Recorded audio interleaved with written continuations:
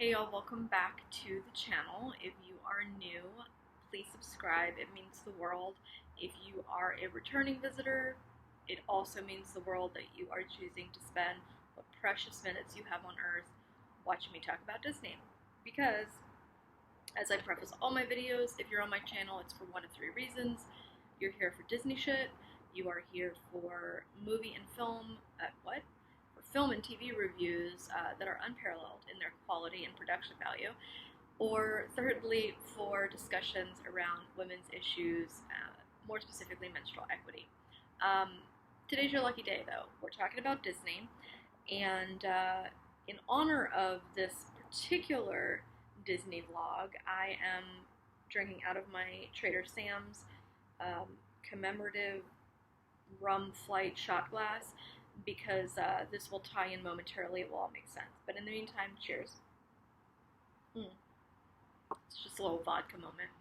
So, I have been wanting to do this video for about 2 months since I watched the D23 Expo, which I did not get to go to this year. I was very upset, but there was so much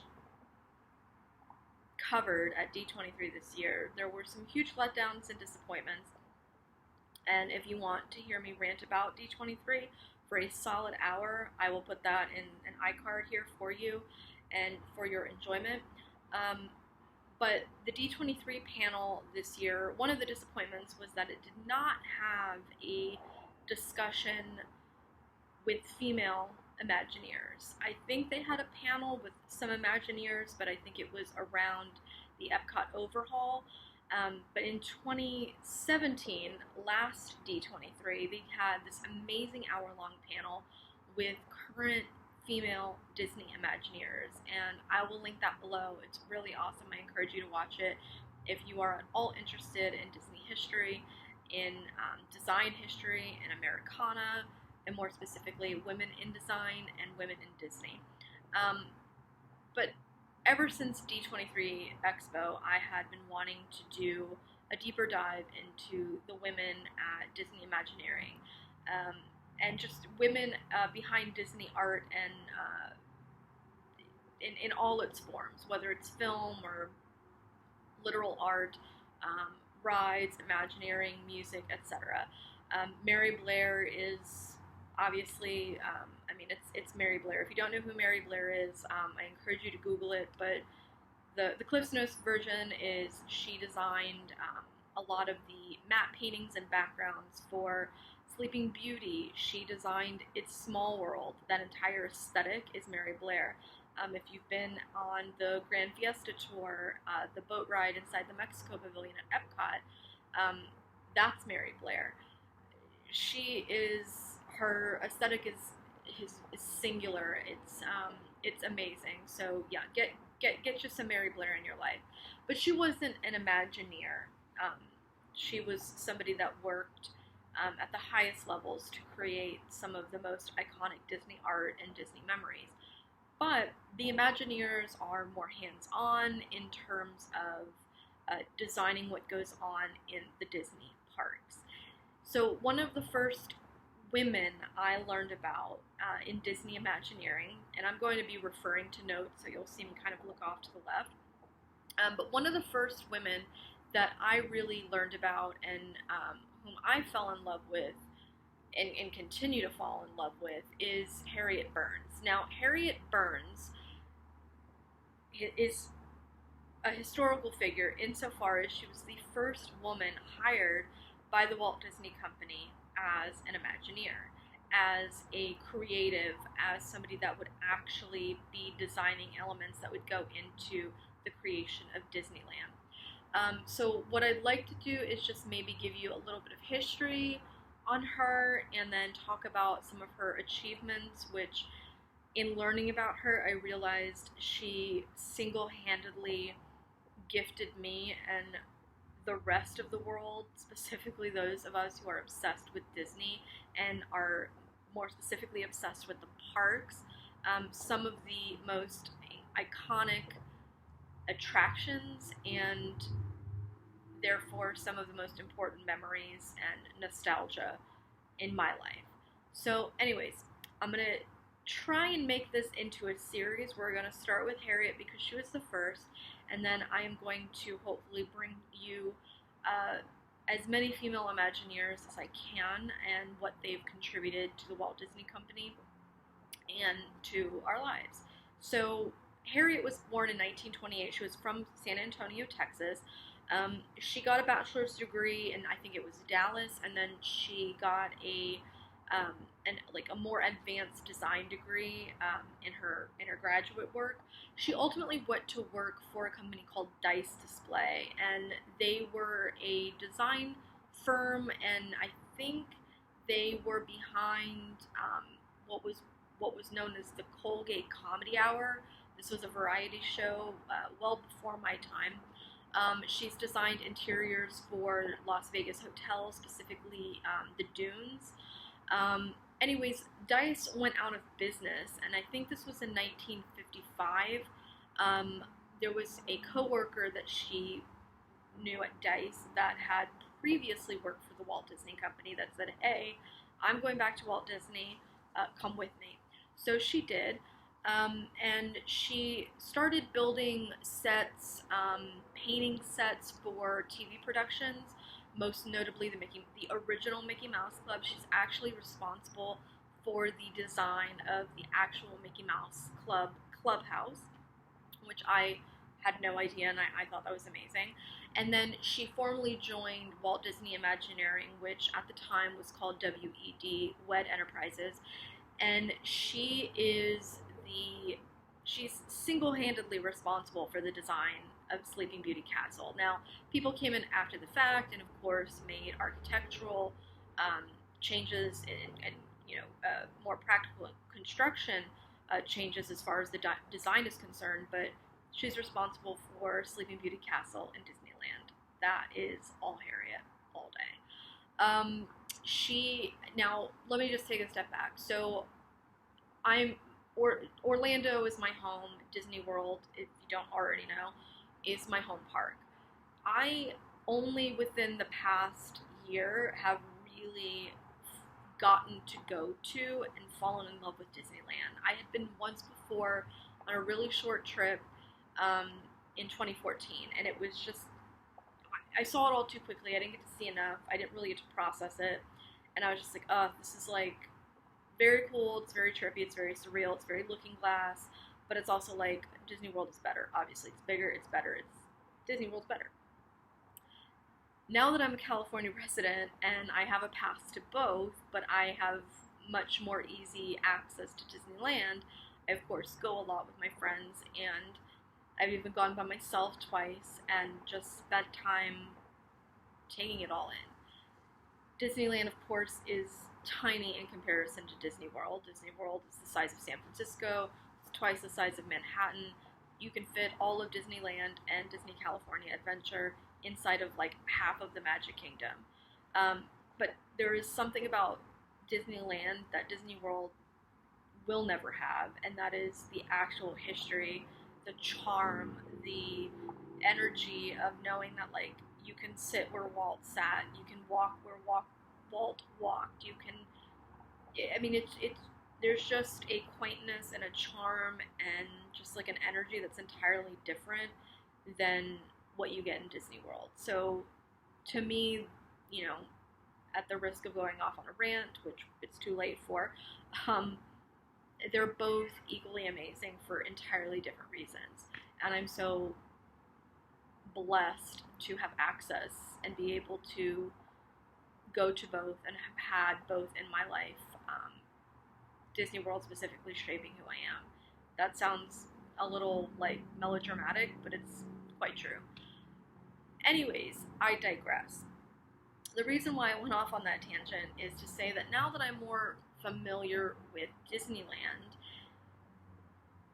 when you take into consideration that this park was designed in the 50s and built in the mid-50s, and it opened obviously in the mid-50s, the design elements, the forethought, the nuance, the timelessness that was somehow like able to be tapped into and built into this land is just extraordinary.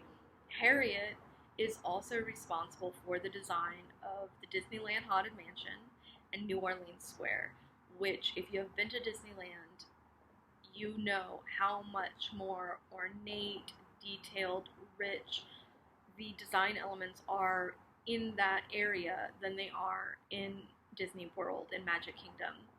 I love our Haunted Mansion, I really do, but there is something so just the word substantial is coming to mind. That's clearly not the right word.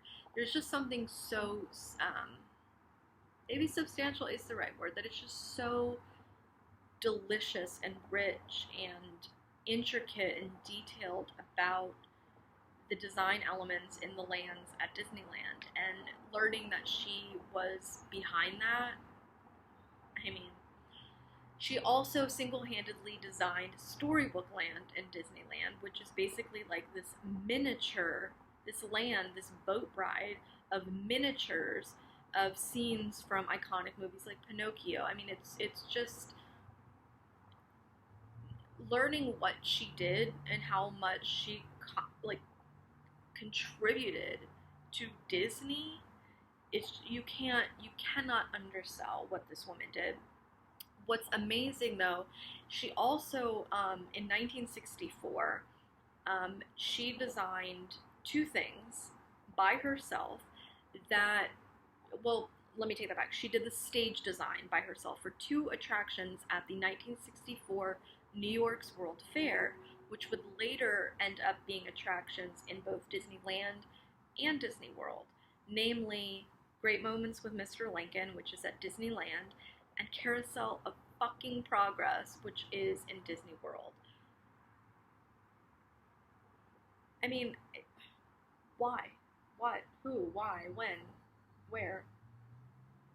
Oh my god, I just inhaled that vodka. So anyways, let me refer to my notes here. So, D23 is some really great articles on her, and I'll link those below. And I'm referencing one of them now. So, she not only designed, but she created the actual miniature models. I don't know if they qualify as maquettes in this context, but she created the models for the mermaids that used to be at 20,000 Leagues Under the Sea in Disneyland. I don't believe Magic Kingdom's version ever had mermaids, but there used to be both underwater, like, animatronic mermaids and, like, human being mermaids, but that was very short-lived in Disneyland. But she designed the mermaids for the 20,000 Leagues Under the Sea at Disneyland. Sorry, I'm being redundant. I'm very excited right now. She also, in addition to designing the scale model for Cinderella Castle, is also responsible for the scale model of Matterhorn bobsled, which is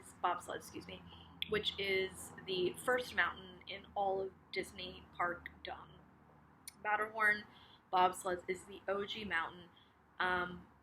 I love it. I hate it. There's no shocks on those bobsleds. They have not updated that technology in 60 years.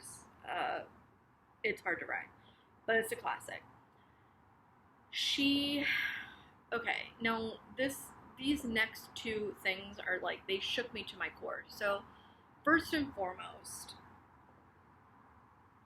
Haunted Mansion, both in Disneyland and Magic Kingdom, have Madame Leota, okay?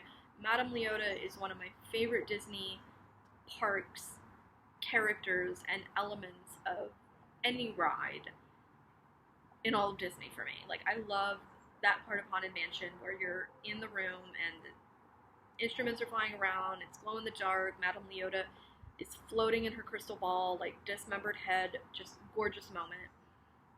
Well, fun fact, I'm actually going to read this because I don't want to, like, undersell this. So,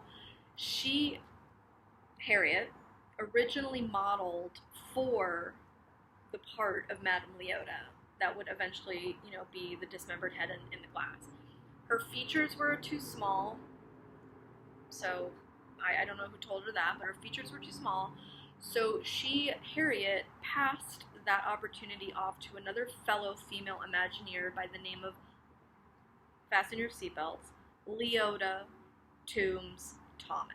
Okay, so Madame Leota is actually based on a real female Imagineer who will probably be the second one that I do in this series, which, okay, like Madame Leota based on a real female Imagineer. Say what you will about Disney princess being, like, mythology being toxic, there's so much about Disney history behind the scenes with the women who helped create it that really just counters all of that in the best possible way. So they're interviewing Leota Toombs Thomas's daughter, whose name is Kim Irvine, and she's recounting, like, visiting her mom and Harriet in the workshop when she was a child, in the model shop. And yeah, she speaks very highly, of course, of Harriet. And Kim now actually is another female Imagineer, and she is the art director for the Disneyland parks. There you go. Another female Imagineer, Karen Connolly Armitage, was singled out, and this is just like an anecdote that they share, was singled out because she wore pants to work, when at the time, we're dealing in the early to mid-50s, women wore blouses, skirts, and heels, and hose to work. And she wore pants and jeans, while working in the model shop. And when Karen is explaining to Harriet how she was getting flack for this, Harriet responded by saying, well, if he asks you again to change your clothes, you just tell him that if he can come here and work for a whole 2 days in 3-inch heels, then you will gladly put yours back on. I mean, how delicious is that, okay? She's known as being Walt's favorite Imagineer because in the 50s, prior to Disneyland opening, there was a show called the Walt Disney's Wonderful World of Disney. And in addition to showcasing cartoons and live action moments, they would show off previews of what was coming with the opening of Disneyland Park with models and whatnot. And Harriet was always the co-host on that show. So Marty Sklar, who's a very famous Imagineer, also attests to the fact that she was Walt's favorite Imagineer. But here's my favorite thing about Harriet. So, one of my favorite things about Magic Kingdom and Disneyland, which I only just recently, last month, saw the Disneyland version for the first time, is the Enchanted Tiki Room. The Enchanted Tiki Room, if you don't know, is one of the oldest attractions at Disneyland, of course, and more specifically, with Disney World being the newer of the two parks, is one of the oldest attractions at Magic Kingdom. It is the epitome of Disney animatronic technology, like peak Disney animatronic nostalgia, joy, glee, happiness. Disney it's the Tiki Room, okay? If you don't know what the Tiki Room is, you go in and you sit down for 20 minutes and you watch a bunch of animatronic birds that were assembled in the 50s, 60s, and 70s sing and make horrible, delicious, fantastic puns for 20 minutes. So, Harriet, the queen, not only is responsible for dreaming up the Enchanted Tiki Room, but what's more, let me see where I don't want to misquote this. Okay. Not only did she single-handedly design the Tiki Room experience, this queen painted, sawed, sanded, enameled, hand-torched every single animatronic bird in the Tiki Room. I'm going to insert pictures. Did you hear what I just said? Like, how many birds are there in the Tiki Room? There's got to be at least, like, 3 dozen. She painted, sawed, sanded, enameled, torched every single, and designed every single tiki bird. I mean, I don't know what more you want from me, from her. I just don't know. But Harriet Burns is a legend. Like, she's a legend. She passed away in Los Angeles in 2008. Up until after she retired, she remained an active member of the arts and music community in Santa Barbara.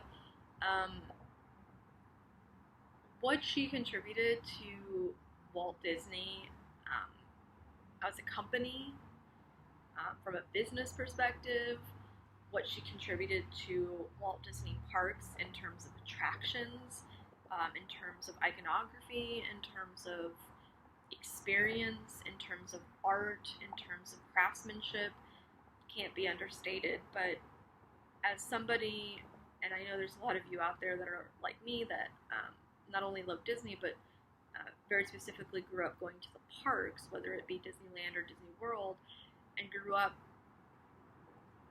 going from a very young age to these attractions that she's almost single-handedly responsible for, and the memories that you have tied to those experiences, and tracing that back to this one woman who was ahead of her time and was the first, of many women that would follow suit, but the very first female Imagineer at the Walt Disney Company is just, it's an amazing thing, and it makes me proud, and it makes me emotional, and it just makes me wish that the women that helped create Disney got more exposure, were talked about more, were celebrated more, that our sons and daughters know about these women who are responsible for these things, so we don't just hear about the toxicity of how the female is displayed in the world of Disney, i.e. Disney princesses, but to see these real women that lived and breathed, that created this art, and what that means to the 20th century and beyond forward, and for Americana and art history. I just think it's just amazing, and needs to be talked about. So I'm going to talk about it. So Harriet is the first. So she is the first one that we're talking about, and I will be following up probably with Leota. And we'll move chronologically forward in time as best as I can. Unfortunately, there's not as much information out there about these women as I would like there to be. So, yeah, hopefully I will be doing one of these a week, and we will follow them from Harriet forward into modern times and meet some of the current women that are running the Disney parks on the East and West Coast and internationally, and celebrate them. And I don't know, just celebrate badassery and Disney and women, and how the three converge. And that's all I got. I hope you guys enjoy this. Please subscribe, give it a thumbs up if you liked it. If you didn't, give it a thumbs down. I don't care. Just give me feedback. Comment below. Definitely comment if you know of any female Imagineers that you want me to discuss, or that you have any resources on, because I can use all the help I can get. But yeah, thank you for watching, and definitely I'll link the articles I've referenced about Harriet below, but definitely go out and check out Mary Blair, check out Harriet, and see these wonderful women that helped make not only Disney what it is, but make Walt what he was. Oh, that reminds me, we're gonna have to do a video on Lillian. Okay, alright, cheers guys, I'll see you